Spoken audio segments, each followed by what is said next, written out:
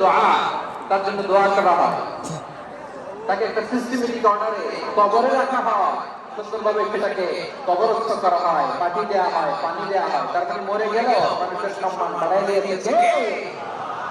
এজন্য আল্লাহ বললেন ওয়ালাকাদ কাররামনা বানি আদম, বনি আদমের সম্মান মর্যাদা আমি আল্লাহ বাড়িয়ে দিয়েছি। মানুষের সম্মানে তুমি কখনো আঘাত করো না, ঠিক না? তাহলে ভাই প্রথম মেসেজ হচ্ছে and first message tonight to the people of Jericho. Allah বলেন, I have dignified the status of son of Adam. আমি বনি আদম সবার মর্যাদা বাড়িয়ে দিয়েছি। হোক আপনি নাস্তিক, হোক কাফের, কিংবা মুশরিক, তার মর্যাদা বাড়াই দিতে কে? যখন বন্যা হয় আমরা ত্রাণ নিয়ে যাই, আমরা শুধু মুসলমানদেরকে ত্রাণ দেই নাকি? হ্যাঁ, আমরা মুসলমানকেও দেই, অমুসলমানকেও দেই, হিন্দুকেও দেই, বৌদ্ধকেও দেই। যেখানে মানবতা বিপন্ন সেখানে ইসলামের হেল্পিং হ্যান্ড আছে না নাই?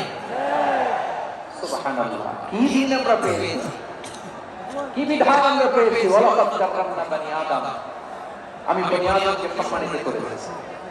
এরপর আল্লাহ বললেন ওয়া হামালনাহুম ফিল বাররি ওয়াল বাহর, মানুষকে স্থলে এবং সমুদ্রে চলাচলের বাহন আমি দিয়েছি।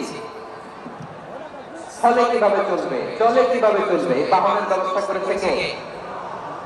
এই জেনজি, এই চামড়া, ইরাম সবকিছু কিসের জন্য? হ্যাঁ, ইরাম করলে চলবি?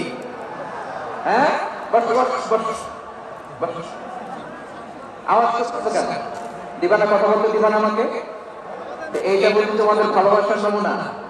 তোমাদের ভালোবাসার কারণে যদি আমি কোথাও দাঁড়াতেই না পারি, কোথাও বসতে না পারি, কোথাও দুটা কথা বলতে না পারি, এই ভালোবাসা দিয়ে কি হবে আমার?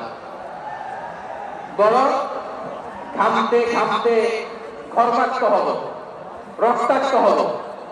কিন্তু সেন্ট্রাল থেকে, সেন্ট্রালি যে ইনস্ট্রাকশন আসবে সেই ইনস্ট্রাকশনের এক চুল আমরা ডানে বাইরে যাব না।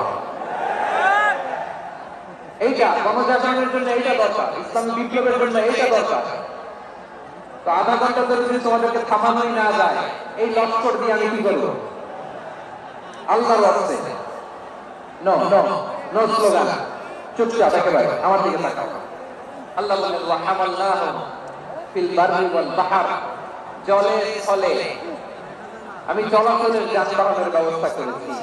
আমরা স্থলে ঘোড়ার উপরে চড়ি, উটের উপরে চড়ি, গাড়ির উপরে চড়ি। এই যে গাড়ির ইঞ্জিন বানাইছি আমরা, এটা মেধা দিয়েছে কে?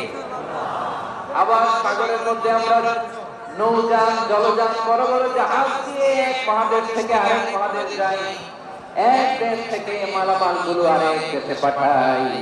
সাগরের ভেতরে